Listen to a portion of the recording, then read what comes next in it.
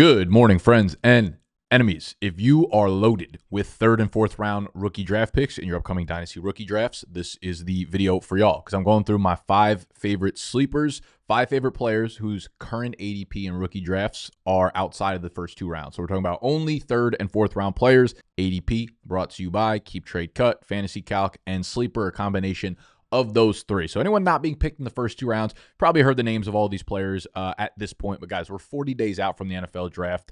Let me get a little bit deeper into the class. Let me get 50, 60 prospects deep before I go into the taxi squad players, the 5th and 6th round rookie ADP undrafted type players. All right. So today we're going to go through my 5 favorite rookie sleepers at this current moment that are being drafted, but 3rd and 4th round only. We're going to talk about what I like about them. The reason that I think they're probably dropping down in ADP. We'll get into some stats. We'll get into some film for each of these players.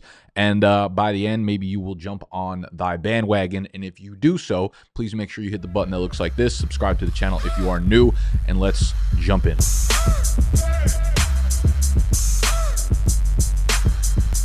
There's no particular rhyme, reason, or order for the way I'm going to present these rookies. So we'll just start with probably my favorite player on this list, and that is Damien Martinez, the running back out of the University of Miami. Okay, right now he is currently being picked at the 309 Keep Trade Cut, 308 Fantasy Calc, 309 Sleeper. So you're talking about a late 3rd round pick. Damien Martinez went to the combine, 6 foot 217, so legit size, ran a 4.51, which puts his speed score in the 80th percentile. Martinez played 2 years at Oregon State, transferred to Miami, and then had, a really, really productive year in 2024.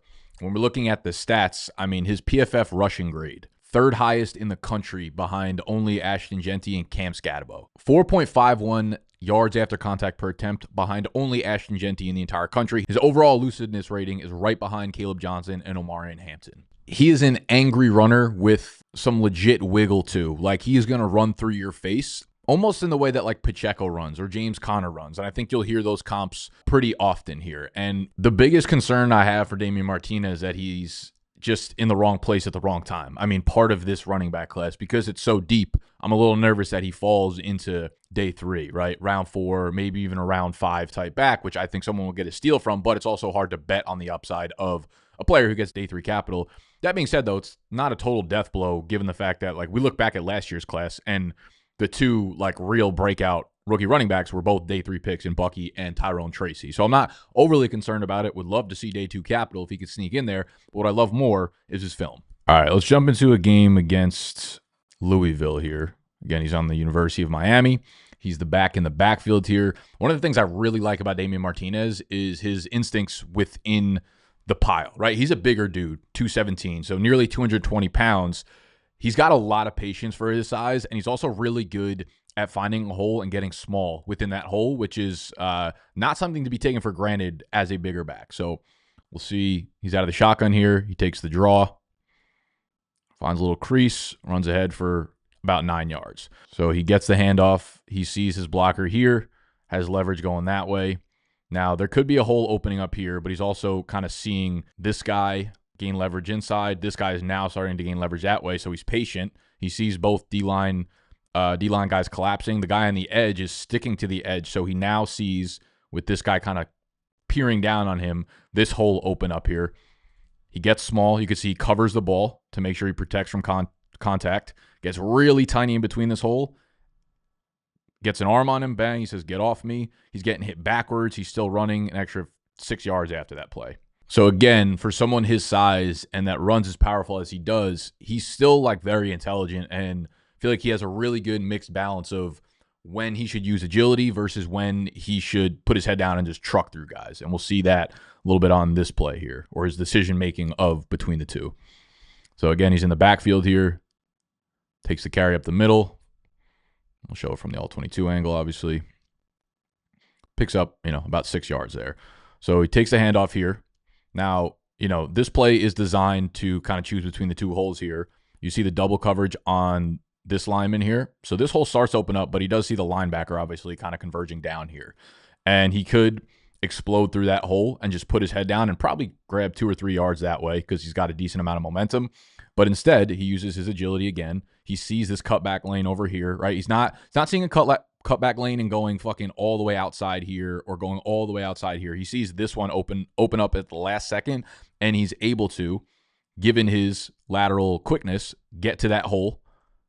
And you could see he's still, like, he sees this defender gaining leverage that way, and you could see how he still leans this way. Like, he doesn't just see that hole and then just try to run through the face of this defender and get tackled right away. Like, it's a small thing you'll notice, but he's seeing the cutback lane, and he's also seeing the leverage in the middle of the cutback. Like, he could obviously go straight into that hole and kind of just accelerate up this way, but he sees that this guy's coming this way, this guy has leverage that way, so he contorts his body to kind of like go this way. Like, it curves in here. And that way, like, his momentum takes him upfield for another 5, 6, 7 yards that he fights for. We've got another play a couple minutes later in the game. Again, he's just in the backfield in the shotgun here. Gets the handoff up the middle. Fuck off me.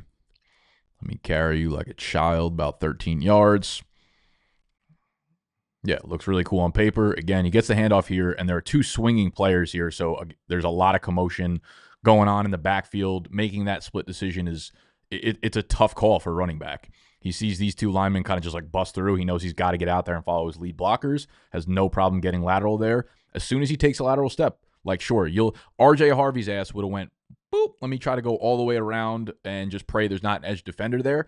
Instead of doing that, he follows his blockers and immediately sees the leverage of this lineman going this way, so he cuts right back. So he's making a hezzy outside, hezzy back inside right away, sees the hole here, gets caught up, but his contact balance is ridiculous. Again, second in the entire country in yards after contact per attempt, only behind Ashton Genty. He breaks him, hits another guy, breaks off him, hits another guy. He's getting carried 2, 3, 5, 7, 9, 12, 48,000 bajillion yards. All right, here's the last play from the Louisville game that I'll show you, because this is just the icing on an entire cake here. Again, just takes the handoff in the backfield, just a fuckery of stuff in the middle. Yep, I'm going to end your life. I'm going to end your career. The film room's not going to be fun for you on Monday. Carries the entire team into the end zone.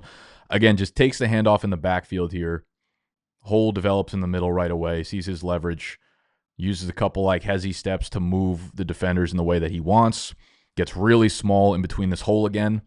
And then still kind of like bounces off the leverage this way. Sees a guy, puts his head down. Boom. Absolutely destroys him. Arm tackles won't bring me down. Another juke move right there. Setting up his second move to get to his second move. Like right now, he's dealing with a guy who's on his back. He sees this defender. Like, this is incredible. He sees, oh, you can't see him behind me. There's a guy right here, a D-back coming in, swinging down to make this tackle. He sees it as soon as he sheds that guy and is already bouncing outside to evade that tackle. He's in the middle of being tackled here, sees the defensive back coming from the left and knows that, like, I'm here in the middle getting tackled, but I see this guy coming from the bottom right corner here up. I'm going to juke all the way outside now. Skirt. This guy can't tackle him. Neither can that guy. He just falls into the end zone. Just like unreal power here. So just watching Damien Martinez operate, it's really fun. It's just a dude who's really powerful. He's really strong. He likes to admit his strength, but he's also someone that, like, if you're a defender, you're going up expecting him to put his head down, and he's also got really good vision, patience, and balance to cut back at a moment's notice. Very good at getting skinny in between the tackles, which is hard to do for a bigger guy. A lot of guys, like, when they want to do that, they have to use all their energy to, use that strength to push through the offensive line. Instead, he's like thinking ahead a move or two moves. So love what I've seen from Damien Martinez in the film. And I could sit here doing his film breakdown all day, but we're going to have to do that for the other guys in this video, and that will take forever. We will, however, stay with those sexy Miami uniforms and hit it with the slot wide receiver, Xavier Restrepo. You've probably heard the name before. His current ADP right now, the 303 on Keep Trade Cut, the 305 in Fantasy Calc, the 301 in Sleeper, averages out to around the 303, all right? Now, he's almost purely a slot guy. I ran about 91% of his routes from the slot in 2024. In order for him to really come in and be a high volume guy or be like a real fantasy contributor, he will likely need to go somewhere where they use 3 wide receiver sets at a high rate. You can think of him as like a Hunter Renfrow type, right? Can have really good seasons, but will probably need a pretty good situation. He is a 5-year player. in college, 23 years old. He was an All-American in 2024. He's actually Miami's all-time leader in receptions and receiving yards, which is kind of crazy. He's the only player ever to go back-to-back 1,000-yard receiving seasons in Miami history, which is, again, crazy considering they've had DeAndre Johnsons, the Reggie Wayne, Santana Moss, like a bunch of fucking dogs. And when we start getting to the numbers, he's so tough at the catch point. Like, he's so strong over the middle in contested catch areas. His on-target catch rate, nearly 94%, only a 2.8% drop rate. Yards per target, 11.7, second in the class. Yards per reception, 16.3, fourth in the class, despite having an ADOT that's not ranked highly at all. So he's making plays all the time. He's getting yards regardless of where the ball is coming to him on the field. Catch and traffic rate of 61.5%. Yak per reception, fifth in the class. I just think this guy's game translates to the next level. Like, he feels pro ready for me. Would be an incredible wide receiver 3 or slot guy in LA with the Rams, right? Like Puka, Devontae, Xavier Restrepo. He like fits exactly what they're looking for, that real toughness, contested catchability, versatility over the middle of the field. Also think he would work great in Minnesota under KOC, Just Jefferson, Addison, Xavier Restrepo in the middle. So when we jump into Xavier Restrepo's film, you will just notice a common theme amongst most of the plays he's making. And he's lining up here in the slot. It's like a trip set to the right. Cuts to the outside here. You got two defenders crashing in. Like, you see the ball coming here. You know there's a guy to the right of you. You know there's a guy here that's about to try to end your career. Doesn't matter. These are the type of plays he's consistently making. Just in traffic, tough, coming down, know you're about to get hit. So the first thing you pretty much notice when Restrepo gets targets is he's routinely catching them over the middle of the field, which means he's getting hit quickly, right? He's on the right here, lining up in like a trip set. And Ward hits him with a pump fake, chucks one deep to him as he's running this out route here. And, you know, you have this defender converging on you. You're watching yourself. You're going up, leaving your feet to go get that ball. This player's right on your ass. This player's right behind you. You know both those guys are trying to end your career right here. Doesn't matter. He takes the hit, comes down with the ball. It's littered all over his tape, these types of catches. He does not drop those passes. Another thing you'll find throughout Restrepo's tape is his usage of his hands is really good. Like, when you're a slot wide receiver, a lot of times you're facing a lot of contact over the middle of the field. And when you need to break off your routes, you know, you could do it through head movement. You could do it through having really quick feet and just like great separation skills. He uses a lot of his hand movements to like kind of swipe down the defender's arms and get some opening here. And you'll see that he doesn't get the target here, but you'll see an example of that. And that's pretty common on his tape. So he's lined up kind of inside. He breaks in, and then he's got to break back out. It's like a whip route here. I'll just run through it for you guys. So again, doesn't get the target, but obviously has like 6 yards of separation. It could have got the target here. At the point in which he's coming in, so the D-back breaks in. So now, as soon as he whips back out, this D-back's already completely facing this way. You can see he chops his arm down to go get separation. Boom, right there. And he's out there. He's got a really clean package of like releases at the line of scrimmage. You'll see he's actually getting jammed and pressed at the line of scrimmage here. Let's run it full speed for you one time. Doesn't get the target again, but insane separation there. He jab steps outside once, and then he's open on the inside, and the D-back obviously skates all the way out to his sideline. I'll show you a couple more ridiculous catches, this time versus Florida here. He's lined up on the middle right here. He's running his route. Cam Ward needs to escape the pocket. So now he's giving his quarterback some opening to throw the ball. And, I mean, the way he caught the ball was just fucking ridiculous. Like, he's running this way, right? He's running this way. Cam Ward's throwing the ball behind his back. But Cam throws it behind him. He's got to stop mid-throw, contort his body backwards. That's the type of plays. Like, if that doesn't remind you of like a Puka Nacua type catch, I don't know what will. Here's another play. Here's another play lining up out here.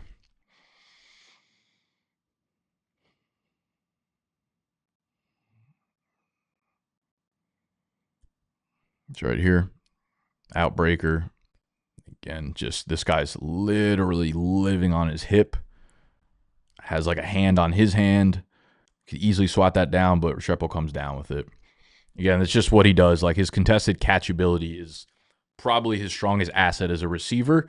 And to have like a reliable dude over the middle that can do that for you, as well as, you know, just athleticism, being able to like sink your hips on whip routes is something I really like in his game. So I think he's a really good fit if drafted to the right spot. And that is my overall concern with him, is that if he lands in a spot where they already have a qualified slot receiver or they don't use 3 wide receiver sets at a really high rate, he could have trouble getting on the field for more than like 50% of the snaps. But I do think there's a real chance he goes day 2, has real good capital. And if that's the case, you'd have to think that the team using that early of draft capital would have some plan for him to get onto the field. And again, I think his game is pretty pro ready.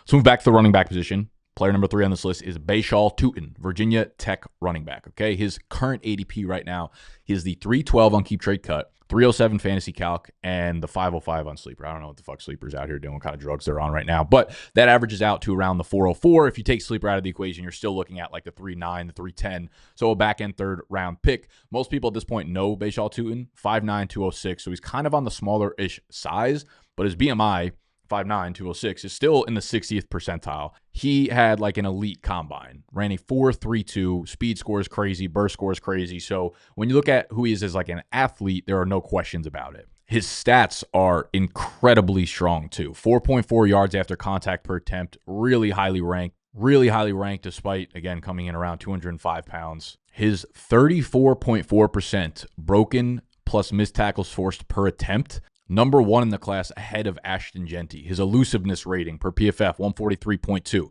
His 10-plus yard run rate, 18.6. So 18.6% of his runs went for 10-plus yards. 11.5% of his runs went for 15 or more yards. That is an extremely high rate, and again, killed the combine.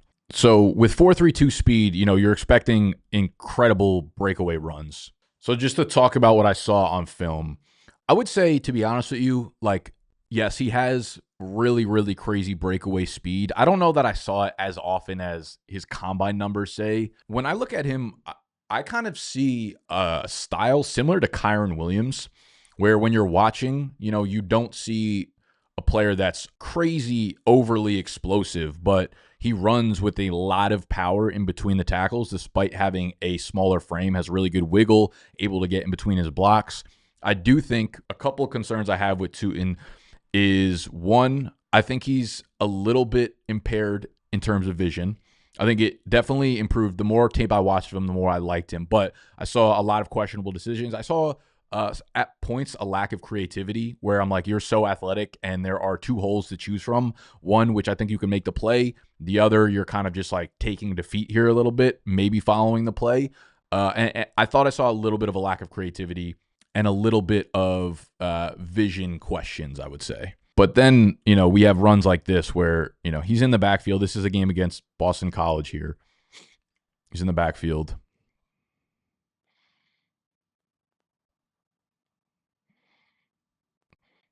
He does fumble the ball away, unfortunately. But the run itself, you know, again, swinging guards here, sees the lane open up, sees the leverage come this way, able to bounce back. Really good lateral agility there to make that guy miss and then pushes forward.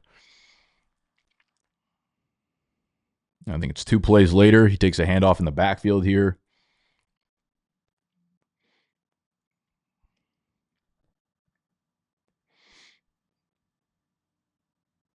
I like that he kind of cuts it back upfield rather than trying to swing it outside. Got leverage that way, got leverage that way. Stays skinny in between the tackles. Sees this D-back kind of converging down, knows not to cut it there. Finds a hole here and explodes through. It's a really good piece of running. This was the 3rd game I watched of Tuten, and this was when I started seeing that actual breakaway speed, like the 4.35 speed on tape. So here's one example. Takes a swing outside, gets the hole, and you are not catching him. I will just, you know, let you know that he scores a touchdown there, surprisingly. Later on in the game, you have another play.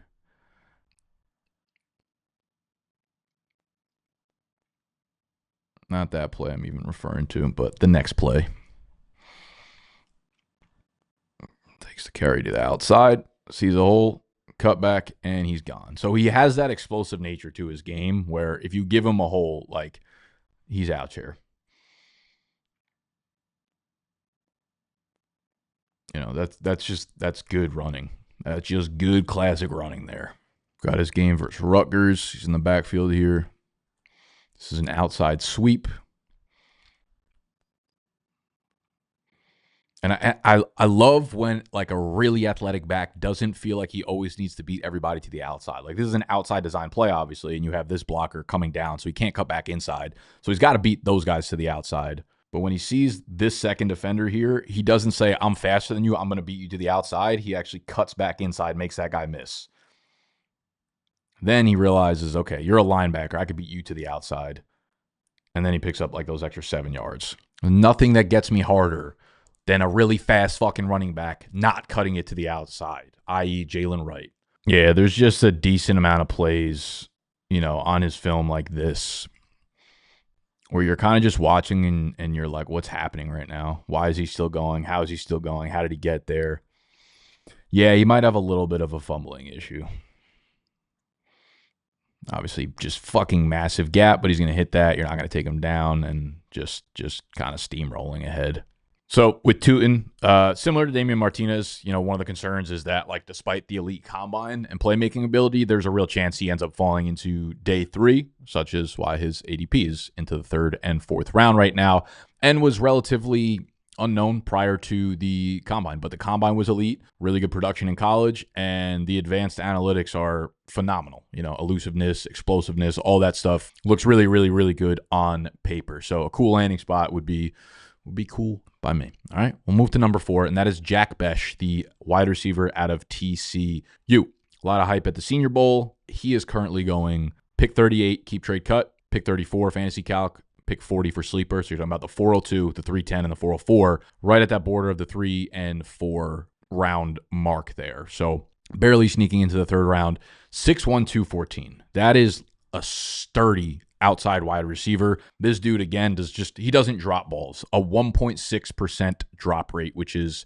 basically first in the nation when you start to adjust for, like, volume. 16.6 yards per route run, really, really strong number. 0.27 missed tackles forced per reception, also a very, very high number. That is, you know, if you're in the 0.1 to 0.2 range, that's probably about average. Once you get north of 0.2, 0.25 missed tackles forced per reception, you're starting to become a dude who can legitimately move after the catch at a very high level. And again, 65% catch in traffic rate.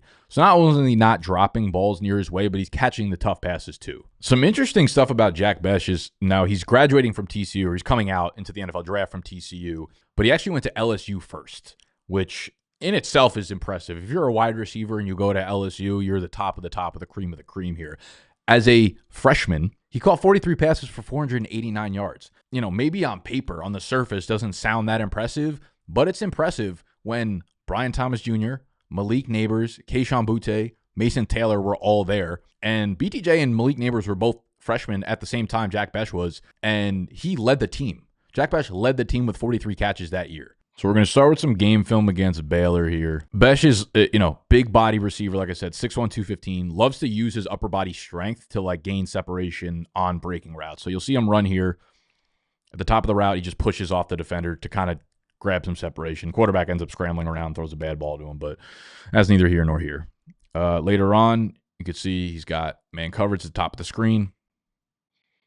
Boom. And just like a quick, obviously doesn't get the ball, but just a quick arm shove gets him really quick separation.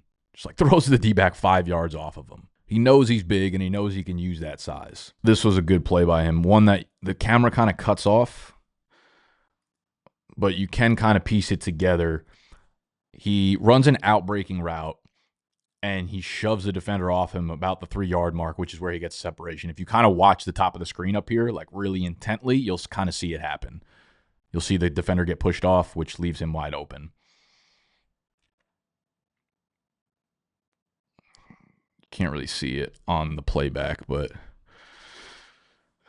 you can piece it together if you're actually just watching it. But that's all to just say, like, one of his strong attributes is the fact that he's a dude that knows how to use his size and his strength. Another great attribute here, he's up top. That those strong hands, contested catch. Like if you're throwing the ball his way, he's going to come down with it. Running the slant, 2 defenders hitting him, bounces off them, gains an extra 10 yards there. He's just a really dependable receiver, even when he's got guys on his hip. Here's another play. He's lining up on the outside. No, next one. Here's another play. They've got him in the slot now. On the outside route, in the middle of 3 defenders here. Not scared to catch that. It also has to contort his body around backwards, basically. The all-22 replays are fucking terrible for wide receivers. But you can see him here. The ball is delivered behind him. He's got to stop in traffic, knowing there's a bunch of guys around him. Turns around fully to catch that pass. This is another game versus SMU. Another thing that I found is like he has very little trouble getting off of the line of scrimmage versus man or press, regardless of how they're playing him at the line of scrimmage. And you'll see that on this play here.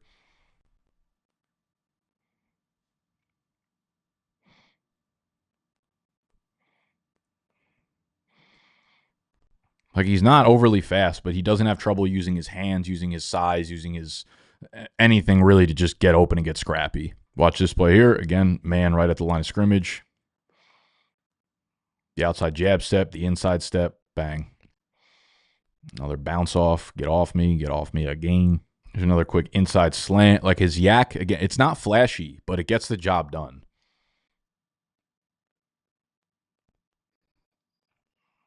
He's very elusive, like on paper after the catch. So when I think of like comps for him, you know, I see some Jacoby Myers, I see Cedric Tillman, I see even like Mohamed Sanu, because I think he's versatile enough, strong enough to win in multiple ways.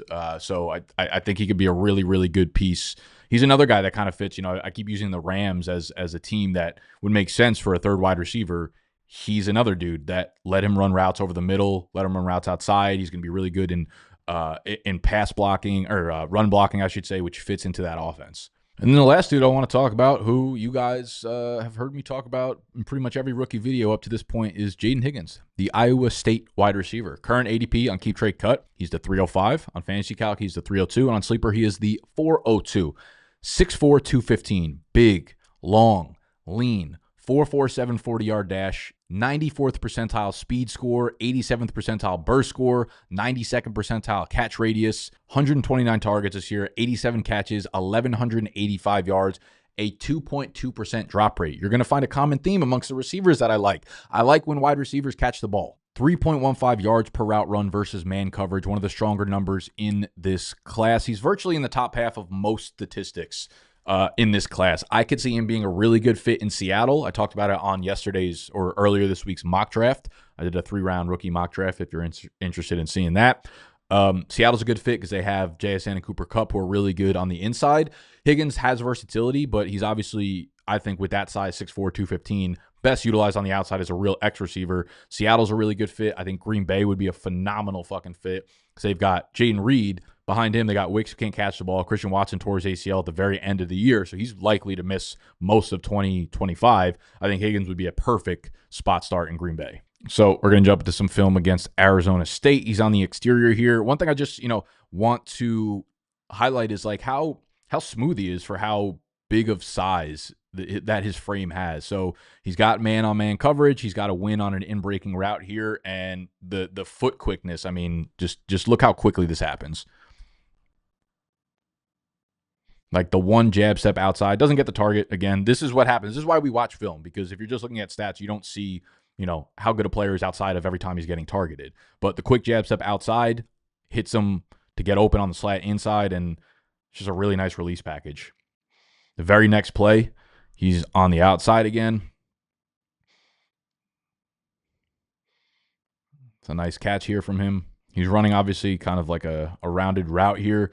But his ability to kind of like sink his hips at the turn is very impressive for his size. Like him needing to get back around this way and cut outside quickly. Just watch the hip sink here. There. It's like right at the 40-yard marker. Or 35. To get outside is really impressive for his size. He's got another route where we got the man right up on the line of scrimmage trying to press you a little bit.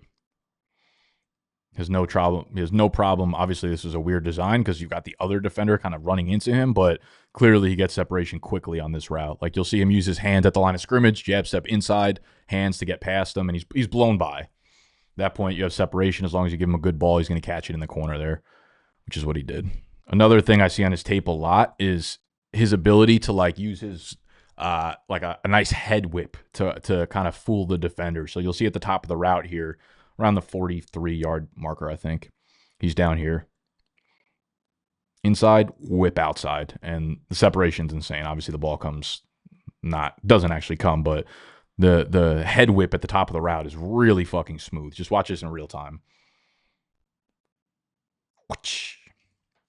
Want to see him versus press, versus man. We see him up at the top of the screen. There's no trouble breaking inside there. Nice catch. Just that first step inside is crucial because then you gain leverage on the defender. So by the time you break inside, you have him all the way at your back. Quick step inside, get separation there. The very next play, you see man press again.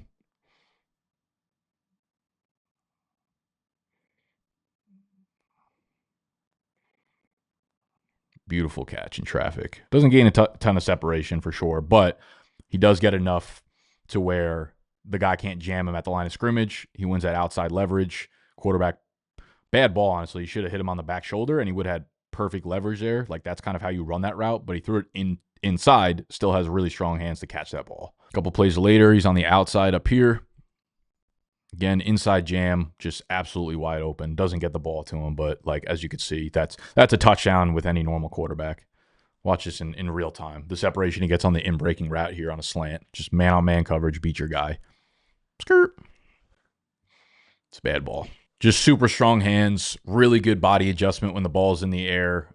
Just really good, strong ball skills, which is something that I feel like is, common amongst bigger dudes who use their body effectively, but I think the combination of him using his body effectively plus his size and his quick, footed nature, being able to get separation versus press versus man, being able to sink his hips, and just the smoothness of how he runs his routes. Again, reminds me, I think if you're looking for an upside comp, T. Higgins would be it. I think they'll get similar draft capital. T. Higgins early second. I think that's where Jayden Higgins will go. I think you could look at him as a Marvin Jones type. Not a ton of like yak after the catch, but really strong at the catch point. Can chuck it up and go get it, can be a red zone problem, can run good routes, all the above here. So Jayden Higgins would be the last guy on this list. Obviously, he is a pretty popular player right now, and he'll probably end up not being able to qualify for this list within the next month or so. But those are the favorite guys for rounds 3 and 4 of rookie drafts. Again, I will continue to get deeper and watch more film from a lot of these players and start to kind of pinpoint guys that I like at the end of the 4th, 5th, 6th round. So if you enjoy this type of video, make sure that you hit the button that looks like this. Subscribe to the channel if you are new. And I will see you when I see you. Smoochie.